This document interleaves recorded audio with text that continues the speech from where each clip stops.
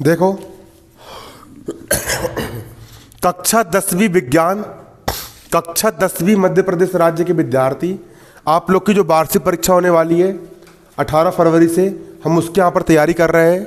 विज्ञान विषय का प्रश्न बैंक 2022, प्रश्न बैंक 2022 कक्षा 10वीं विज्ञान एमपी बोर्ड, जो प्रश्न बैंक से आपका पूरा पेपर बनने वाला है, ठीक है। ये आपका प्रश्न बैंक है। इस प्रश्न बैंक में आप लोग के पूरे उत्तर लिखे मिल जाएंगे। मैं आप लोग को लिखवाऊंगा बिल्कुल नहीं।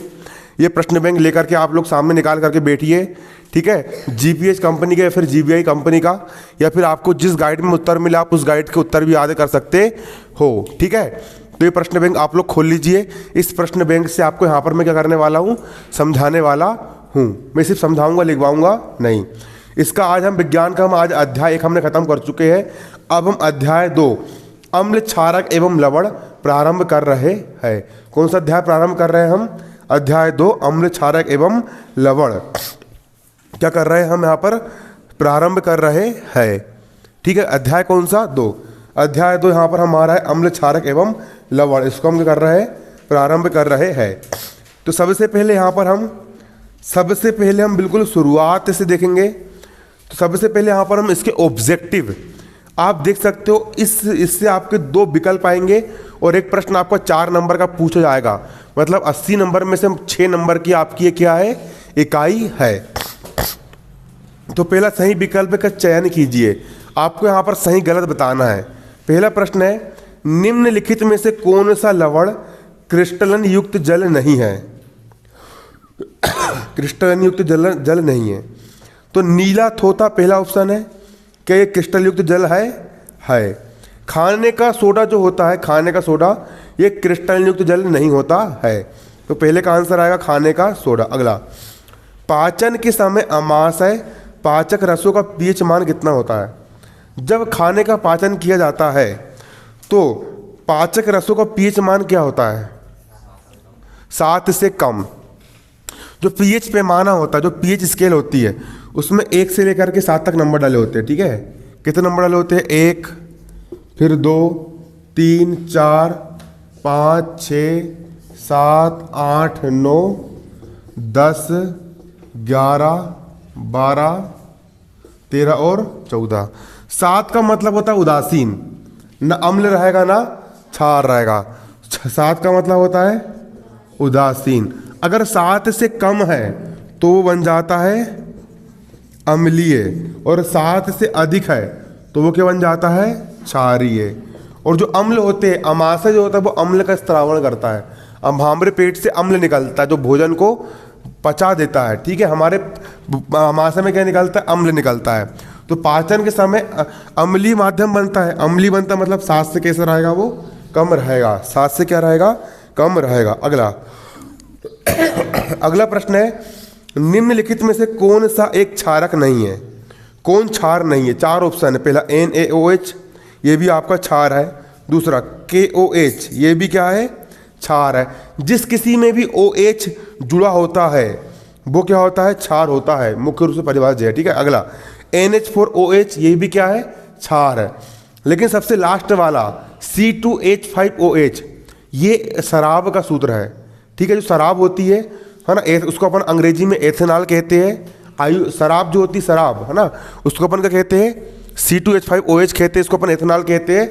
और ये क्षार होती है क्या? नहीं होती है, ठीक है। तो इसका आंसर क्या आएगा? क्षार क्या नहीं है? C2H5OH क्षार नहीं है। ये क्षार है क्या? नहीं है, ठीक है। अच्छे से समझो बिल्कुल, ठीक है। अगला प्रश्न है, बेकिंग पाउडर बनाने में प्रयुक्त अवयवों में से एक अवयव सोडियम हाइड्रोजन कार्बोनेट है, तो दूसरा अवयव कौन सा होगा? जब अपन बेकिंग पाउडर बनाते हैं, खाने का सोडा जब अपन बनाते हैं, तो खाने के सोडा बनाने में पहला क्या होता है? सोडियम हाइड्रोजन कार्बोनेट लेते हैं। तो दूसरा पदार्थ यहाँ पर क्या लिया जाता है? एसिटिक अम्ल लेते हैं। क्या लेते हैं? एसिटिक अम्ल। इसका आंसर क्या आएगा? एसिटिक अम्ल इसका आंसर आ जाएगा। अगला आपका प्रश्न है, अपच का उपचार करने के लिए। अपच का मतलब ये होता है कि तुमने कभी बहुत सारा खाना खा लिया, इतना खाना खा लिया कि तुम्हारा जो पेट है उसको पचाने में सक्षम है क्या? नहीं है, और तुमको क्या हो गई? अपच हो गई। अपच होने पर क्या होता है? खट्टी डकारे आती है इंसान को, ठीक है। हुई कभी अपच तुम लोग को? ज़्यादा खाना खाया तुमने कभी? मुझे बचपन में बहुत बार हुआ करती थी, क्योंकि बचपन में मैं बहुत खाना खाता था जब मैं छोटा था। ठीक है, आ रहा समझ में? तो अपच का उपचार करने के लिए कौन सी औषधि का उपयोग किया जाता है? कौन सी औषधि का अपन उपयोग करते हैं? ठीक है, किसके लिए? अपच के लिए। तो देखो इसका आंसर क्या आएगा? एंटासिड। जब तुम ज़्यादा खाना खा लेते हो तो तुम्हारा पेट का जो अमाशय होता है उसका सिस्टम गड़बड़ा जाता है और वो बहुत अधिक मात्रा में अम्ल छोड़ देता है। तुम्हारे पेट में इतना अम्ल आ जाता है, इतना अम्ल जाता है कि अम्ल बहुत अधिक मात्रा में होता है, जिससे पेट में जलन होने लग जाती है। ठीक है, क्योंकि अम्ल क्या होता है? अधिक हो जाता है। तो अम्ल को नष्ट कौन करता है? जो अम्ल का विरोधी हो, मतलब एंटी अम्ल, मतलब एंटासिड। ठीक है, तो अपच के उपचार के लिए किसका इस्तेमाल होता है? एंटासिड का। ठीक है, किसका इस्तेमाल होता है? एंटासिड का। याद कर लो बिल्कुल, अपच के उपचार के लिए किसका इस्तेमाल किया जाता है? एंटासिड का इस्तेमाल किया जाता है। समझ में आ रहा है? याद भी होना चाहिए यहीं पर। ठीक है, यहीं पर याद हो जाना चाहिए। ठीक है, किसका इस्तेमाल होता है? एंटासिड का इस्तेमाल होता है। अगला, टमाटर में कौन सा अम्ल उपस्थित होता है? बताओ, टमाटर में कौन सा अम्ल उपस्थित होता है? टमाटर में ऑक्जेलिक अम्ल होता है। कौन सा अम्ल होता है? याद कर लो बिल्कुल, टमाटर में कौन सा अम्ल होता है? ऑक्जेलिक अम्ल होता है। टमाटर में कौन सा अम्ल होता है? ऑक्जेलिक अम्ल। कोई पूछेगा बन जाएगा, टमाटर में कौन सा अम्ल होता है? ऑक्जेलिक अम्ल होता है। अगला प्रश्न है, सोडियम कार्बोनेट एक क्षारीय लवण है। सोडियम कार्बोनेट, सोडियम कार्बोनेट एक कैसा लवण है? क्षारीय लवण है, क्योंकि यह निम्नलिखित का लवण होता है। किसका लवण होता है सोडियम कार्बोनेट? बताओ। 7वां, दुर्बल अम्ल एवं प्रबल क्षारक। सोडियम कार्बोनेट जो होता है वो दुर्बल अम्ल एवं प्रबल क्षारक का क्या होता है? लवण होता है। अगला, अम्लों के लिए कौन सा कथन सत्य है?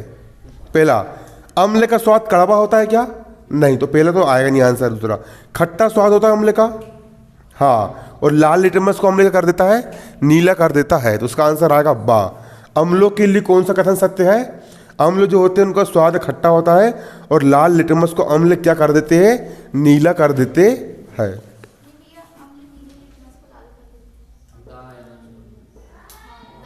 लाल को नीला करता है, नीले को लाल करता है? हाँ सही है। ठीक है, अम्ल जो होता है उसको स्वाद कैसा होता है? खट्टा होता है। इसका आंसर दा आएगा। और नीले लिटमस को अम्ल क्या कर देता है? लाल कर देता है। अम्ल नीले को लाल करता है और क्षार लाल को नीला करता है। ठीक है, पीएच स्केल की परास कितनी होती है? 0 से लेकर कहाँ तक होती है? 14 तक। मैंने अभी बताया तुम लोग को, 0 से कहाँ तक होती है? 14 नंबर तक होती है। किसकी परास? पीएच स्केल की परास। अगला प्रश्न है, देखो अगला प्रश्न यहां पर क्या है? विरंजक चूर्ण का सूत्र लिखिए। विरंजक चूर्ण का सूत्र क्या होता है? CaOCl2। ये सूत्र किसका होता है? विरंजक चूर्ण का। याद हो जाएगा। विरंजक चूर्ण का सूत्र क्या होता है? CaOCl2। किसका सूत्र होता है? विरंजक चूर्ण का। क्या होता है सूत्र? विरंजक चूर्ण का सूत्र क्या होता है? CaOCl2। किसका सूत्र होता है? विरंजक चूर्ण का। क्या होता है सूत्र? अगला, धातु हाइड्रोजन कार्बोनेट अम्ल से क्रिया करके किसका निर्माण करती है? धातु जो होती है, जब धातु की क्रिया अपन किससे कराएंगे? धातु की क्रिया हाइड्रोजन कार्बोनेट अम्ल से होती है तो क्या बनता है? तो संगत लवण बनता है। धातु के संगत का लवण बनता है और कार्बन डाइऑक्साइड गैस बनती है और पानी बनता है। ठीक है, जब धातु की क्रिया हाइड्रोजन कार्बोनेट अम्ल से की जाती है तो क्या क्या बनता है? संगत लवण बनता है, कार्बन डाइऑक्साइड गैस बनती है और जल बनता है। अगला, कैल्शियम फास्फेट जो दांत के इनेमल में उपस्थित होता है, इसकी रासायनिक प्रकृति कैसी होती है? कैल्शियम फास्फेट, क्या बोल रहे हैं हम? कैल्शियम फास्फेट कहाँ पर होता है? दांत के इनेमल में उपस्थित होता है। जो दांत होता है अपने, दांत इसी से मिलके बनता है, कैल्शियम फास्फेट से। ठीक है, तो इसकी रासायनिक प्रकृति कैसी होती है? ये अम्ल होता है, क्षार होता है? तो इसकी प्रकृति कैसी होती है? क्षारीय होती है। कैसी होती है? क्षारीय होती है। कैसी होती है? क्षारीय। अगला, अम्ल और क्षार के मध्य होने वाली अभिक्रिया क्या कहलाती है? अगर अम्ल और क्षार अपन दोनों को लाके मिला रहे हैं तो इस अभिक्रिया को अपन क्या बोलेंगे? अम्ल क्षार अभिक्रिया कहते हैं, या फिर उदासीनीकरण की अभिक्रिया भी कहते हैं। ठीक है। अगला, रंग में परिवर्तन के द्वारा कुछ सूचक हमें यह बताते हैं कि कोई पदार्थ अम्ल है या क्षारक है। कुछ पदार्थ ऐसे भी होते हैं जिनकी गंध अम्लीय या माध्यम में भिन्न हो जाती है। ऐसे पदार्थ को हम क्या कहते हैं? देखो, ये लिटमस पेपर हो गया। लिटमस पेपर अगर लाल से नीला हो गया तो वो क्या होगा? क्षार होगा, है ना। और नीले से लाल हो गया तो वो क्या होगा? तो लिटमस पेपर रंग में चेंज ला देता है। लेकिन जो बच्चे जो दृष्टिबाधित होते हैं, जो देख नहीं पाते हैं, तो वो तो देख नहीं पाएंगे। तो उनको अम्ल और क्षार की पहचान करने के लिए कुछ ऐसे पदार्थ होते हैं जिनको अगर अपन अम्ल में डालेंगे तो अलग टाइप की स्मेल आएगी, और क्षार में डालेंगे तो अलग टाइप की यहाँ पर क्या आएगी? स्मेल आएगी। ठीक है। तो इस प्रकार के जो सूचक होते हैं इसको अपन बोलते हैं गंधीय सूचक, क्योंकि वो विशिष्ट प्रकार की गंध उत्पन्न करते हैं, ताकि इंसान पहचान जाए कि क्षार है फिर अम्ल है, सूंघ करके पहचान जाए। ठीक है। क्षार है फिर अम्ल है, तो उनको अपन क्या बोलते हैं? गंधीय सूचक कहते हैं। क्या कहते हैं? गंधीय सूचक। ठीक है। अगला यहाँ पर हमारा है, विरंजक चूर्ण के निर्माण में कौन से पदार्थों का उपयोग होता है? विरंजक चूर्ण को बनाने के लिए किस पदार्थ का उपयोग किया जाता है? तो विरंजक चूर्ण को बनाने के लिए शुष्क बुझा हुआ चूना और क्लोरीन गैस। विरंजक चूर्ण किससे बनता है? शुष्क बुझा हुआ चूना, CaO, कैल्शियम ऑक्साइड, शुष्क बुझा हुआ चूना और क्लोरीन गैस। क्लोरीन गैस मतलब कौन सी गैस? Cl2 gas. इसको अपन बोलेंगे क्लोरीन गैस। क्लोरीन गैस और शुष्क बुझा हुआ चूना, इन दोनों को जब मिलाया जाता है तो किसका निर्माण होता है? विरंजक चूर्ण का क्या होता है? निर्माण होता है। अगला, मिल्क ऑफ मैग्नीशिया क्या है? मिल्क ऑफ मैग्नीशिया क्या है? तो घुलनशील मैग्नीशियम हाइड्रोक्साइड, जो एक लिक्विड होता है, उसको अपन बोलते हैं मिल्क ऑफ मैग्नीशिया। वो दूध के समान दिखता है बिल्कुल। ठीक है, बिल्कुल वाइट है ना। घुलनशील मैग्नीशियम हाइड्रोक्साइड बन जाएगा। मिल्क ऑफ मैग्नीशिया क्या है?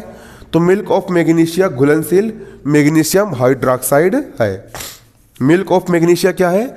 घुलनशील मैग्नीशियम ऑक्साइड है। अब रिक्त स्थान की पूर्ति कीजिए। इसको भी बारीकी से आपको समझना है। पहला, शाकीय पौधे नेटल के डंक में खालिस्तान अम्ल उपस्थित होता है।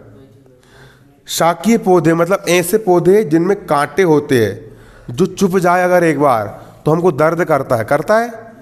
या फिर नेटल, एक प्रकार का नेटल एक जीव होता है, उसका जो डंक होता है, होता क्या है? चींटी जो होती है ना, चींटी के काटने से दर्द नहीं होता है, मधुमक्खी के काटने से दर्द नहीं होता है, कांटा उतना दर्द नहीं करता है। होता क्या है? जब मधुमक्खी तुमको काटती है तो उसका जो कांटा होता है, उसके कांटे में एक प्रकार का अम्ल होता है, एक प्रकार का एसिड होता है।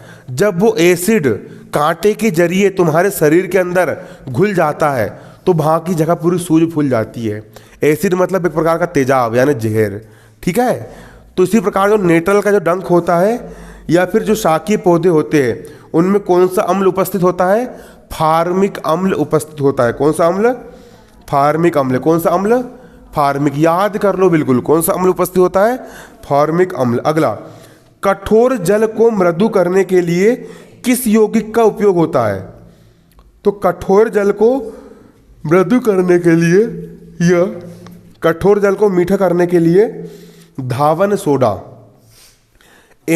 धोने का सोडा Na2CO3, सोडियम कार्बोनेट, धावन सोडा का इस्तेमाल होता है। अगला, अम्लीय वर्षा का पीएच मान कितना होता है? 5.6 से कम। अगर पानी ऊपर से गिर रहा है, पानी बेशक उदासीन होना चाहिए, ना अम्ल ना क्षार, लेकिन कई प्रकार के रासायनिक केमिकल हवा में मिल जाते हैं तो पानी में घुल जाते हैं ऊपर के बदल में। और जब पानी बरसता है तो उसका पीएच मान कितना हो जाता है?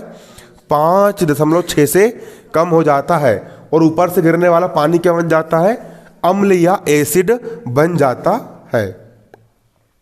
सोडियम हाइड्रोजन कार्बोनेट का सामान्य नाम खालिस्तान है।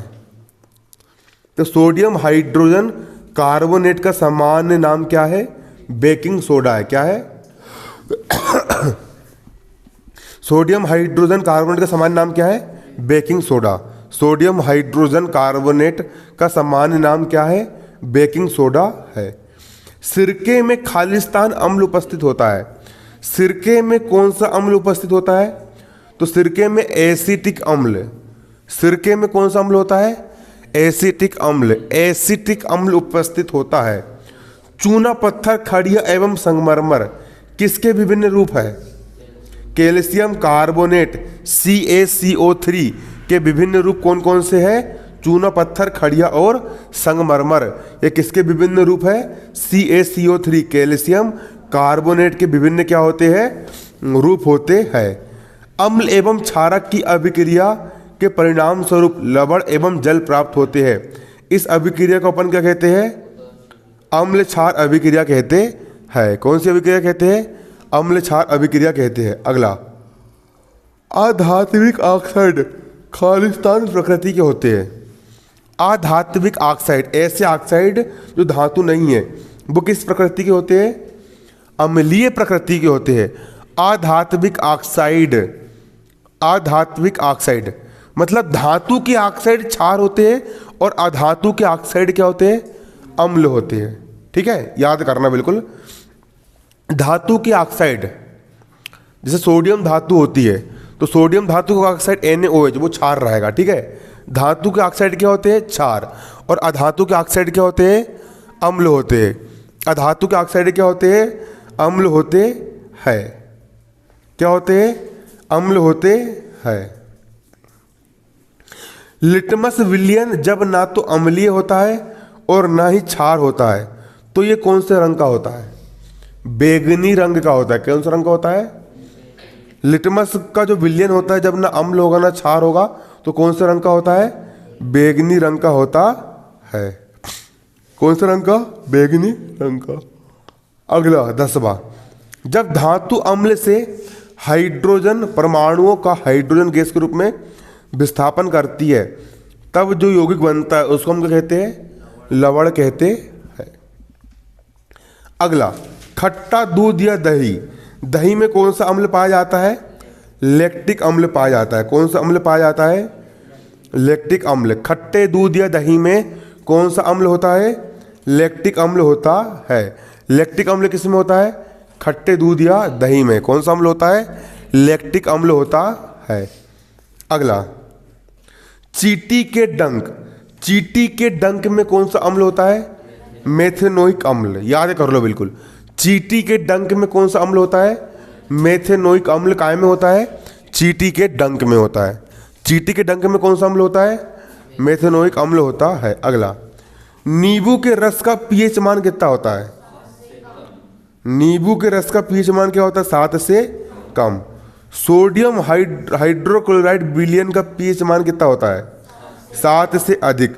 सोडियम हाइड्रोक्लोराइड विलयन का pH मान 7 से कैसा होता है? अधिक होता है। अगला, क्षारक। क्षारक क्या होता है? जल में घुलनशील होता है। क्षार काय में घुलनशील होता है? जल में। जल में मतलब पानी में क्या होता है? घुलनशील होता है। ये तुम्हारे ऑब्जेक्टिव पूरे के पूरे क्या कर दिए मैंने यहाँ पर समझा दिया। ऑब्जेक्टिव मैंने तुमको पूरे समझा दिया। जिनने सुने होंगे अच्छे से, जिनने कॉन्सेंट्रेशन साथ सुने होंगे उनको याद होगा, और जिनने नहीं सुने होंगे उनको याद नहीं हुआ होगा। अब यहाँ पर हम समझेंगे आंसर क्वेश्चन। क्या समझेंगे? Answer question. काय के? प्रश्न बैंक के विज्ञान के अध्याय 2 के आंसर क्वेश्चन। ठीक है,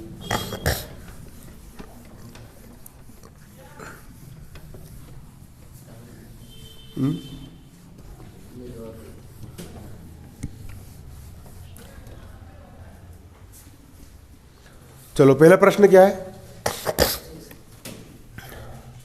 धातु के साथ अम्ल की अभिक्रिया होने पर कौन सी गैस निकलती है?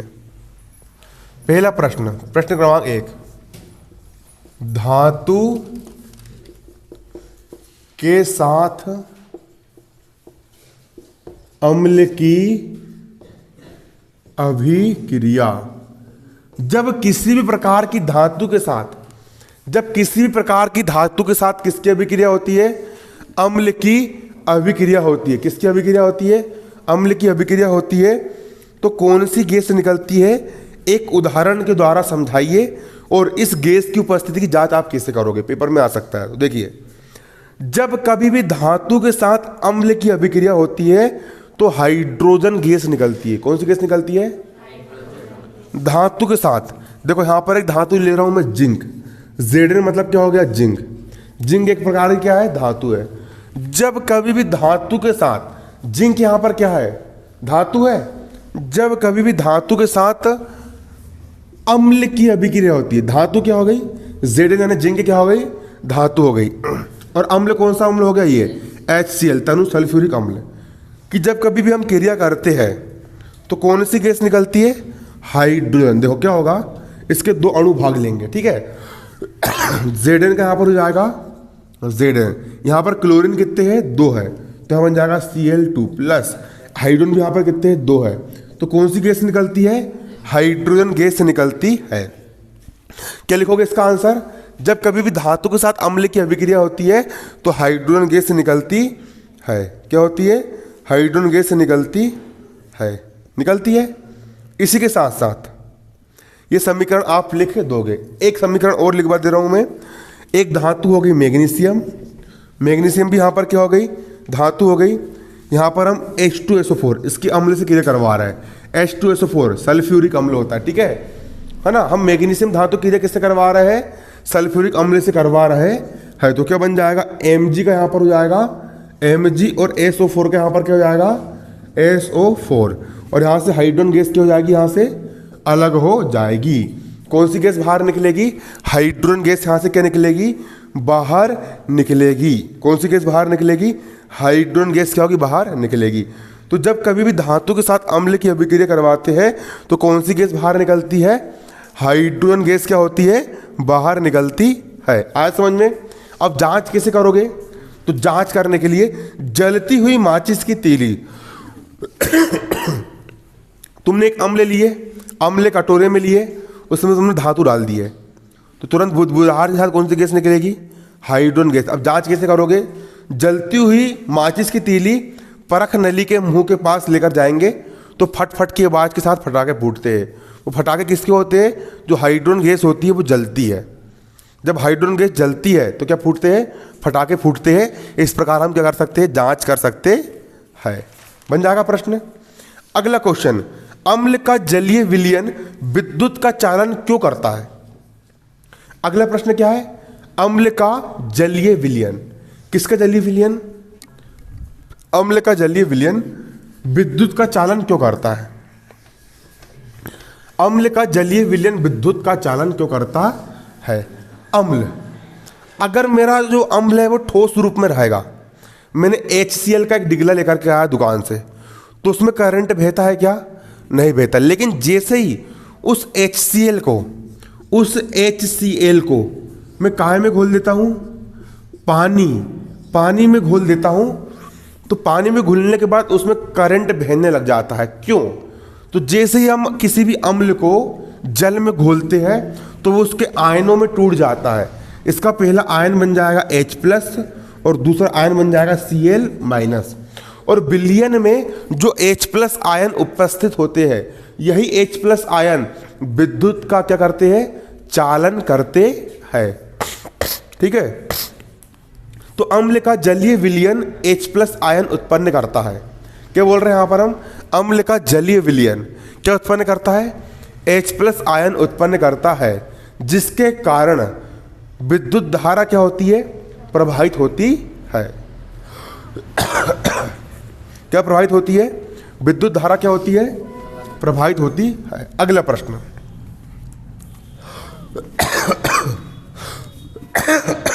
क्या हो गया? गले में कुछ फंस गया ऐसा लग रहा है। प्लास्टर ऑफ पेरिस किसे कहते हैं? क्या बोल रहे हैं यहां पर हम? प्लास्टर ऑफ पेरिस किसे कहते हैं? इसको आर्द्रता रोधी बर्तन में क्यों रखा जाना चाहिए? और प्लास्टर ऑफ पेरिस के 2 उपयोग भी लिखिए। ठीक है, प्लास्टर ऑफ पेरिस, कौन सा पेरिस? देखो प्लास्टर ऑफ पेरिस किसे कहते हैं ना, तो CaSO4, सी यानी कैल्शियम, SO4 मतलब सल्फेट, कैल्शियम सल्फेट 1/2 मतलब अर्ध, H2 मतलब हाइड्रेट, कैल्शियम सल्फेट अर्ध हाइड्रेट को प्लास्टर ऑफ पेरिस कहते हैं। इसको अपन क्या कहते हैं? Plaster of Paris. ये एक प्रकार का पाउडर होता है। क्या होता है? एक प्रकार का पाउडर होता है, लेकिन जैसे ही ये पाउडर नमी के संपर्क में आता है तो कठोर बन जाता है और इतना कड़क हो जाता है सीमेंट जैसा, बिल्कुल। आ रहा समझ में? सीमेंट कैसी होती है? पहले बुरादा होती है और जमाने पर क्या होती है? कड़क हो जाती है। वैसे प्लास्टर ऑफ पेरिस भी होता है, ठीक है ना? इसका सूत्र क्या होता है? CaSO4 × ½ H2O को प्लास्टर ऑफ पेरिस कहते हैं। जिप्सम किसको बोलते हैं? प्लास्टर ऑफ पेरिस हो गया बुरादा, उसमें जैसे हल्का सा पानी मिला तो जब वो कठोर बन जाता है तो उसको अपन क्या बोलते हैं? जिप्सम बोलते हैं। जब उस जिप्सम को अपन गर्म करते हैं, जिप्सम को 373 केल्विन पर गर्म करते हैं, तो जिप्सम के अंदर के जो जल के अणु होते हैं वो निकल जाते हैं। क्या होते हैं? निकल जाते हैं और कैल्शियम सल्फेट बनता है, जिसको हम प्लास्टर ऑफ पेरिस कहते हैं। ठीक है, जो जिप्सम होता है, जिप्सम किसको बोलेंगे? CaSO4 × 2H2O। ये कठोर पदार्थ होता है। जब जिप्सम को हम गर्म करते हैं तो इसके अंदर का पानी निकल जाता है और जब बुरादा वाले चूर्ण में बदल जाता है, और इसी चूर्ण को अपन क्या बोलते हैं? प्लास्टर ऑफ पेरिस कहते हैं। प्लास्टर ऑफ पेरिस को ऐसे बर्तन में रखते हैं जो आर्द्रता रोधी होता है। प्लास्टर ऑफ पेरिस को आर्द्र रोधी बर्तन में इसलिए रखा जाता है क्योंकि अगर इसको हल्की सी भी आर्द्रता मिली, प्लास्टर ऑफ पेरिस को थोड़ी सी भी नमी मिली, प्लास्टर ऑफ पेरिस को अगर थोड़ी सी भी क्या मिली? आर्द्रता मिली, तो वो जिप्सम में बदल जाता है और ठोस कड़क पदार्थ बना लेता है और उसका गुण क्या हो जाता है? नष्ट हो जाता है। फिर अपन हड्डी जोड़ पाएंगे क्या? उससे नहीं जोड़ पाएंगे, ठीक है, क्योंकि वो नष्ट हो चुका है। अब इसका उपयोग काय में होता है? देखो, तो प्लास्टर ऑफ पेरिस का उपयोग टूटी हुई हड्डी को जोड़ने में करते हैं। डॉक्टर क्या करता है? एक बार हड्डी को सेट कर देता है और पट्टी को प्लास्टर ऑफ पेरिस के घोल में डोब करके बांध देता है और थोड़ी देर में पट्टी क्या होती है? कड़क होकर के ठोस बन जाती है ना, ताकि वो हड्डी और जॉइंट सही बैठ जाता है। ठीक है। दूसरा, इसका उपयोग घरों में विभिन्न सजावट की वस्तुएं बनाने के लिए करते हैं। प्लास्टर ऑफ पेरिस से कई प्रकार की मूर्तियां, सजावट की वस्तुएं, कई प्रकार के खिलौने क्या होते हैं? बनते हैं। तो प्लास्टर ऑफ पेरिस का उपयोग घरों में विभिन्न सजावट की वस्तुएं बनाने के लिए भी किया जाता है। बन जाएगा, ये पेपर में आएगा, बन जाएगा, ठीक है? बनेगा नहीं बनेगा? बन जाएगा ना। अगला क्वेश्चन ना, धोने का सोडा,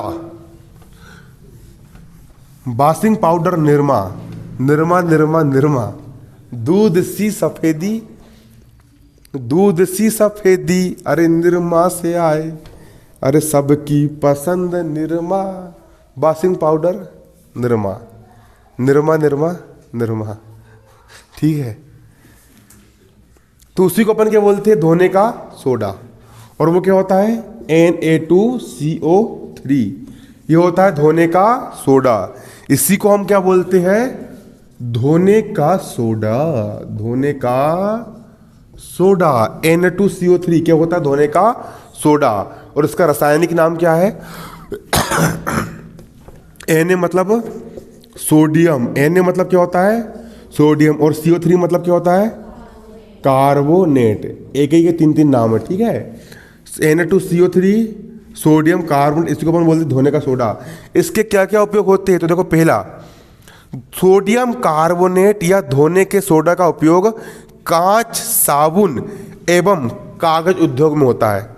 इससे कांच भी बनती है, इसी से क्या बनती है? साबुन भी बनती है। साबुन किससे बनती है? धोने के सोडे से क्या बनती है? साबुन भी क्या होती है? बनती है। और कागज उद्योग, कागज वगैरह भी किससे बनते हैं? इसी से बनते हैं, ठीक है। दूसरा, सोडियम कार्बोनेट यानी धोने के सोडे का उपयोग घरों में साफ सफाई के लिए भी होता है। किस लिए होता है? घर के अंदर अगर तुमको साफ सफाई करना है तो उसमें भी इसका क्या होता है? उपयोग होता है। घरों के अंदर साफ सफाई करने के लिए भी किसका उपयोग होता है? धोने के सोडे का क्या होता है? उपयोग होता है। समझ में आया कि नहीं आया? आ गया? लिख दोगे पेपर में। अगला बेकिंग सोडा। अगला क्या है? Baking soda. अगला कौन सा सोडा? Baking soda. अब समझो, जो बेकिंग सोडा होता है, बेकिंग सोडा, बेकिंग सोडा को हम कहते हैं खाने का सोडा। कौन सा सोडा? खाने का सोडा। और इसका सूत्र होता है NaHCO3।